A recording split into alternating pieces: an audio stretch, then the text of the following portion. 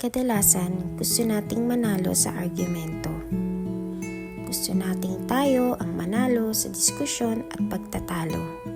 Pero sabi sa Matthew 5 verse 9, "Blessed are the peacemakers, for they will be called children of God." Sa relationship, huwag puro ako ang tama.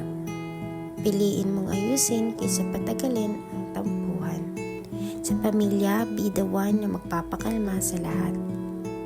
Kung may tensyon, pray muna bago magsalita. Sa trabaho o community, huwag kang tagadala ng chismis.